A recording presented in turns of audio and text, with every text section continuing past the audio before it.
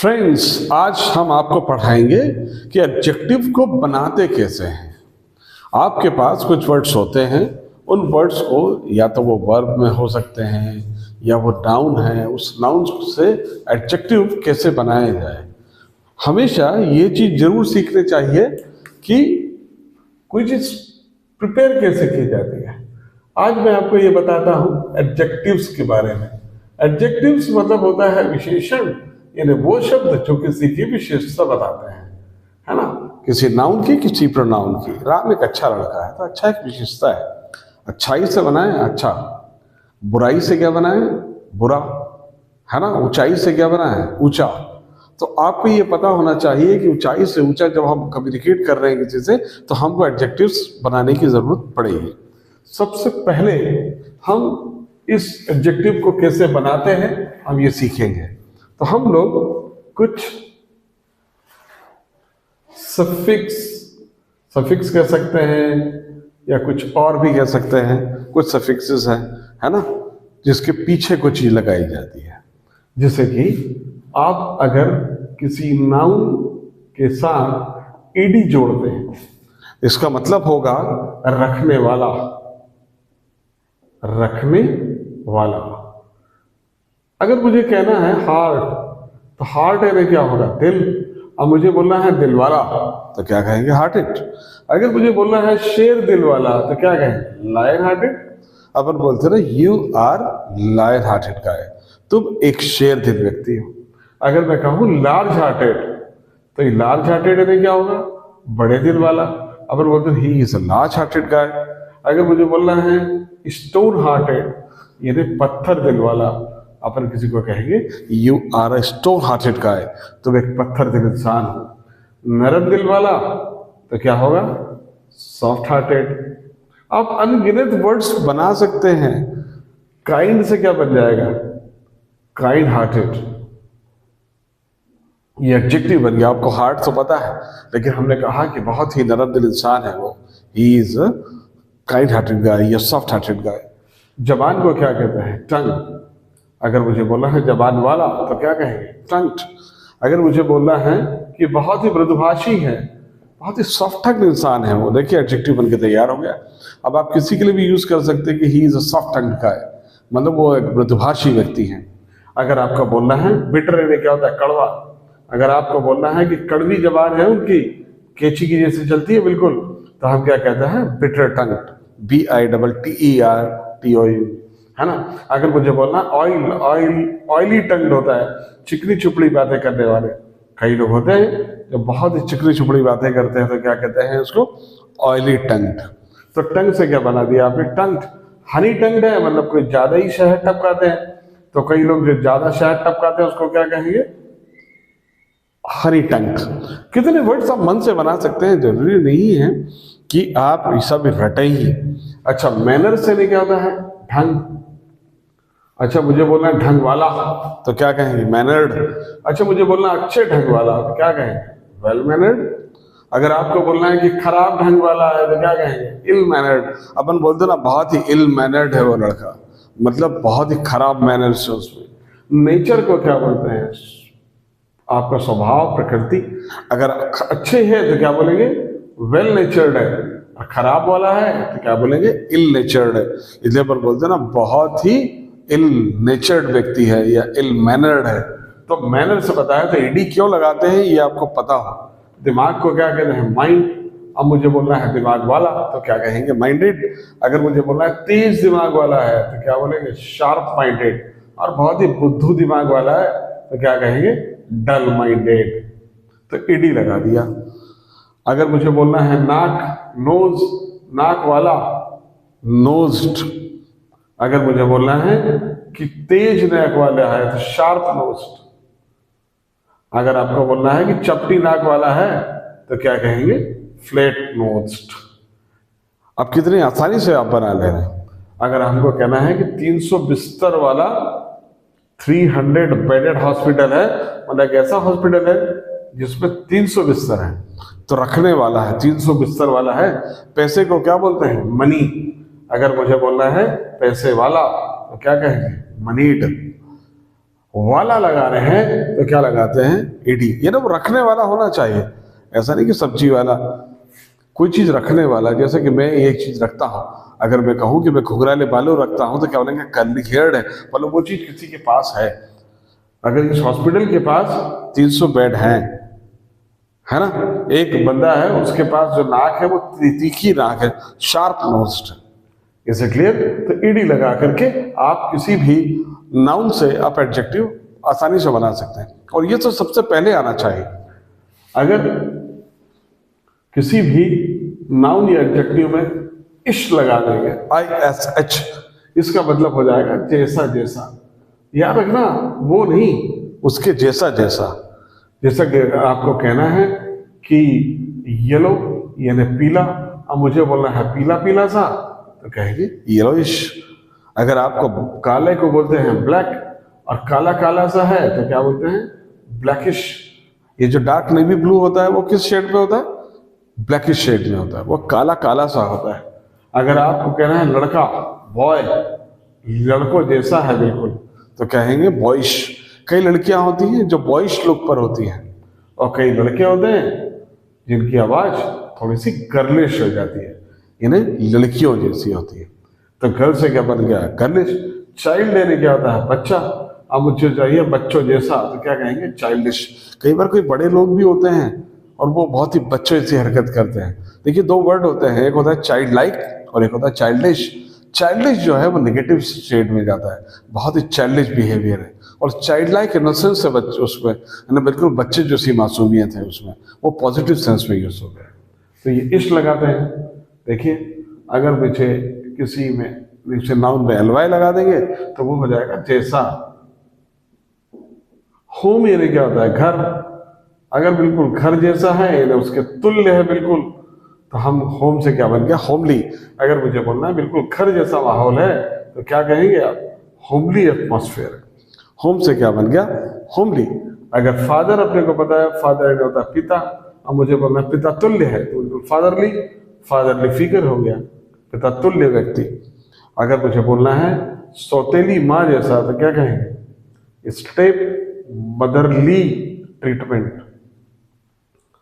अगर फ्रेंड यानी क्या होता है, दोस्त, और मुझे दोस्त तुल्य चाहिए यानी दोस्त जैसा, तो फ्रेंड से क्या बन गया, फ्रेंडली।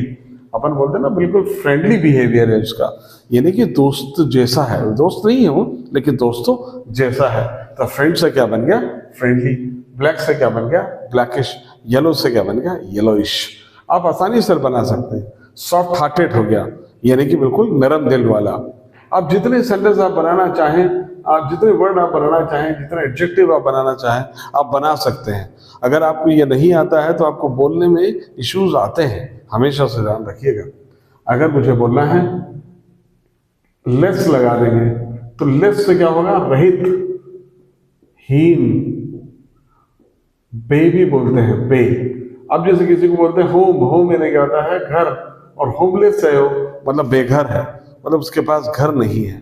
अगर मुझे हार्ट पता है, हार्ट यानी दिल होता है, अब मुझे बेदिल चाहिए, अब देखिए तो क्या होगा, हार्टलेस हो गया।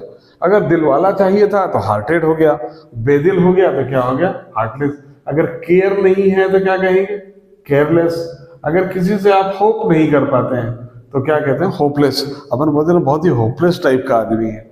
और हेल्प अगर कोई करने में नहीं है, मजबूर आदमी है, तो क्या कहेंगे, हेल्पलेस।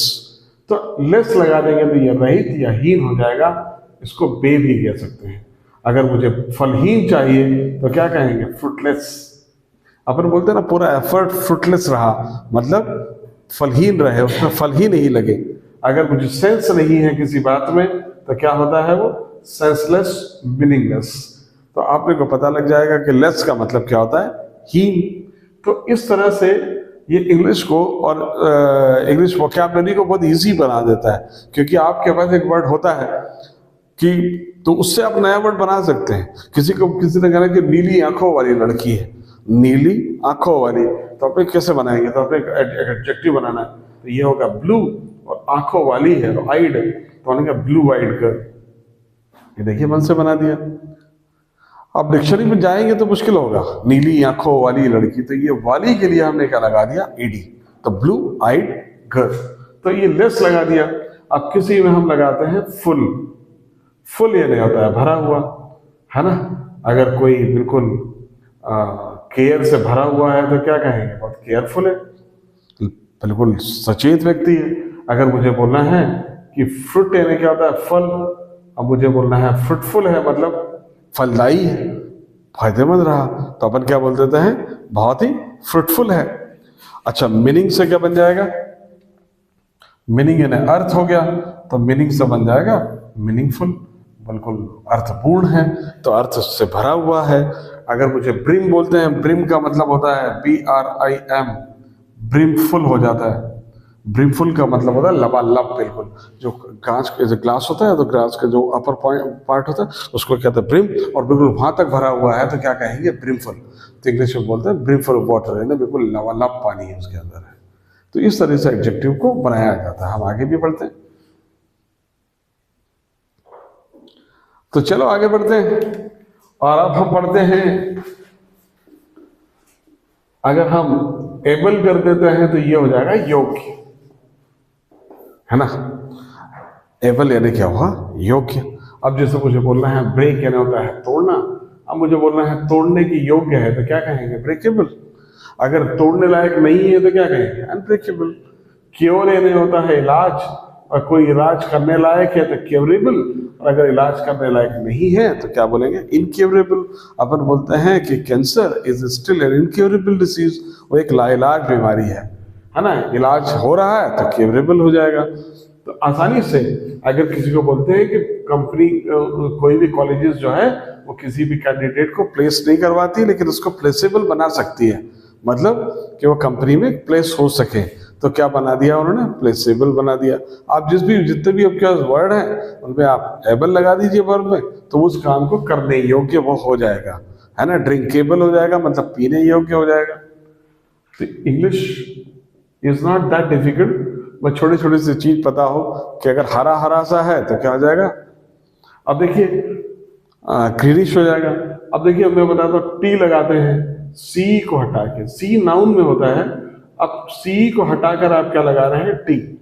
जैसे मुझे बोलना है कॉन्फिडेंस, तो कॉन्फिडेंस का मतलब होता है आत्मविश्वास।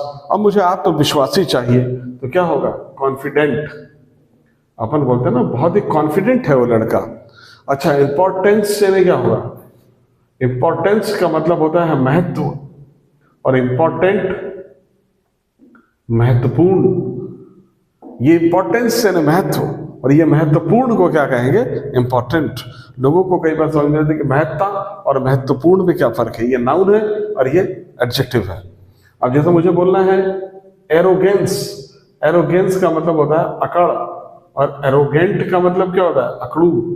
अपन बोलते हैं ना तुम बहुत एरोगेंट हो, तुम्हारी एरोगेंस सारी निकाल दूंगा मैं, यानी अकड़ निकाल दूंगा, ये नाउन। और आप बहुत एरोगेंट हो मतलब आप पे ये विशेषता है आपकी कि आप बहुत अकड़ू है। अगर मुझे बोलना है इग्नोरेंस, इग्नोरेंस का मतलब होता है अज्ञानता। अब मुझे अज्ञानी चाहिए तो मुझे क्या बोलना पड़ेगा, इग्नोरेंट। तो आप अनवरत, इधर डिफरेंस होगा तो इधर डिफरेंट हो जाएगा, इधर साइंस होगा तो इधर साइंट हो जाएगा, इसलिए वो ओमनी साइंट हो जाता है, टी लग जाता है। तो टी लगा करके भी आप एडजेक्टिव बनाते हैं। अब चलिए हम आगे बढ़ते हैं। ये इंग्लिश लर्निंग के लिए सबसे इंपॉर्टेंट पार्ट है, ये छोटी छोटी सी चीजें। जैसा मुझे बोलना है टिव लगा दीजिए, तो टिव लगा करके भी आप एडजेक्टिव बना सकते हैं। जैसा मुझे पता है सिलेक्ट एक वर्ड है, सिलेक्ट का मतलब होता है चयन करना, सिलेक्टिव का मतलब होता है चयनित। कई लोग होते हैं बड़े सिलेक्टिव होते हैं, मतलब वो अपने काम की चीज चुनते हैं। कई पॉलिटिशियंस को आपने देखा होगा कि वो बहुत सिलेक्टिव होते हैं, वो मुद्दे उन्हीं मुद्दों को हाथ लगाते हैं जिनमें उनको फायदा मिल रहता है, तो वो क्या है, बहुत सिलेक्टिव है। सब्जेक्टिव होता है, आपकी कई लोगों की राय होती है, बड़ी सब्जेक्टिव होती है। सब्जेक्टिव का मतलब होता है कि बस हमारे इर्द गिर्द होती है, और एक होती है कि जो ऑब्जेक्टिव होती है जिसके अंदर पूरी दुनिया को आप शामिल कर सकते हैं। तो एक ऑब्जेक्टिव बेस पर ओपिनियन दी जाती है, एक होता है और सब्जेक्टिव ओपिनियन होती है, ये देखिए बिल्कुल सीमित है ना। क्रिएट आपको वर्ड पता है, क्रिएट का मतलब होता है रचना, अब क्रिएटिव का मतलब होता है रचनात्मक। तो आपको ये पता हो कि देखिए रचना तो क्रिएट करना, तो रचना करना। अब मुझे रचना चाहिए तो वो नाउन बन जाएगा क्रिएशन, टिव लगा देंगे तो वो रचनात्मक हो गया, क्रिएटिव हो गया। तो टिव लगा करके आप किसी भी को भी एडजेक्टिव बना सकते हैं। चलिए, आपको ये तो सब सफिक्स के मामले थे। अब मैं थोड़े से अलग भी बताता हूं। जैसे किसी वर्ड लगा के आप वर्ब में आईएनजी लगा दीजिएगा तो वो किसी काम को करने लायक हो जाएगा, किसी काम को करने लायक। जैसे मुझे बोलना है कि वर्थ सीइंग, देखने लायक। अपन बोलते हैं there are so many places worth seeing here, यहाँ पर कई सारी जगहें देखने लायक हैं। अब मुझे बोलना है कि वर्थ ड्रिंकिंग, पीने लायक। अगर मुझे बोलना है वर्थ नोटिसिंग है, यानी नोटिस करने लायक बात है ये, वर्थ नोटिसिंग। अगर मुझे बोलना है कि वर्थ रिप्लाइंग, यानी जवाब देने लायक। हम कहते हैं your question is not worth replying, आपका सवाल जवाब देने लायक नहीं है। तो लायक को क्या कहते हैं? Worth replying. आईएनजी लगा दिया। Is it clear? तो वर्थ में क्या लगा दिया आपने? आईएनजी, वर्ब में आईएनजी लगा दिया। देखिए, मैं फिर रिपीट कर रहा हूं, इसको आप सफिक्स लिस्ट से अलग रखिएगा। मैं आपको एडजेक्टिव बनाना सिखा रहा हूं, एक जो आधी इंग्लिश को कवर करेगा। वर्ब में आप प्रेजेंट पार्टिसिपल में यूज करते हैं, वर्ब में अगर आप आईएनजी लगा देते हैं तो इस काम को करने वाला या ते हुए अगर आप लगाते हैं तो आप एडजेक्टिव बना देते हैं किसी वर्ब को। वर्ब को भी एडजेक्टिव बनाना है। जैसे काम करने को क्या कहते हैं? वर्क। अब मुझे बोलना है काम करने वाली, तो क्या हो जाएगा? वर्किंग। अगर आपको बोलना है कि काम करने वाली महिला है तो क्या कहेंगे? Working woman. तो वर्क से आपने क्या बना दिया? Working woman. अगर कमाने को क्या कहते हैं? अर्न, कमाने वाला, अर्निंग। अगर मुझे बोलना है कमाने वाला मेंबर है तो अर्निंग मेंबर। अच्छा, मुझे जलने को क्या कहते हैं? बर्न। मुझे बोलना है जलती हुई ट्रेन तो क्या कहेंगे? Burning train. ये ट्रेन की विशेषता है कि वो जल रही। ये मेंबर है जो कमा रहा है, ये महिला है वो काम कर रही है, उसकी विशेषण। तो ये आईएनजी लगा देना। अगर आप जितनी वर्ब आपके पास है, उलझाने को क्या कहते हैं? कंफ्यूज। उलझाने वाला कंफ्यूजिंग, इरिटेट करने वाला इरिटेटिंग। तो आपने बोला बहुत ही इरिटेटिंग क्वेश्चन है। निराश करने को डिसअपॉइंट बोलते हैं, निराश करने वाला है तो डिसअपॉइंटिंग। आप जितनी बड़ी लिस्ट आप चाहेंगे, अगर आपको ये लिस्ट आगे चाहिए तो आप मुझसे आप कमेंट बॉक्स में जरूर लिखें, हम अपन आगे भी इस लिस्ट को देंगे। वर्ब का थर्ड फॉर्म कर दीजिए तो ये आ हुआ बन जाएगा, ये भी एडजेक्टिव हो जाएगा। अगर मुझे बोलना है तोड़ना, ब्रेक, और टूटा हुआ तो क्या होगा? ब्रोकन। हम मुझे बोलना है टूटी हुई इंग्लिश, यानी टूटी फूटी इंग्लिश है तो क्या बोलते हैं? ब्रोकन इंग्लिश, है ना। अगर ये जलती हुई ट्रेन थी, अगर मुझे बोलना है जली हुई ट्रेन तो क्या कहेंगे? Burn train. अच्छा, कोई कंफ्यूज हो गया हो तो क्या बोलते हैं? कंफ्यूज्ड। देखो, कंफ्यूज करने वाले को कहेंगे कंफ्यूजिंग, करने वाला। केयर करने वाले को क्या कहेंगे? केयरिंग। लव करने वाले को लविंग। ये सब विशेषण है। अगर my mom is so caring, so loving, so understanding, so sacrificing, so pleasing, so giving, सब में आईएनजी लगा दिया क्योंकि वो सबको एडजेक्टिव बना दिया। गिविंग है ना, बहुत देने वाली है, बहुत त्याग करने वाली है। सैक्रिफाइसिंग है, बहुत पीस लविंग है, बहुत शांति पसंद करने वाली है मेरी मम्मी।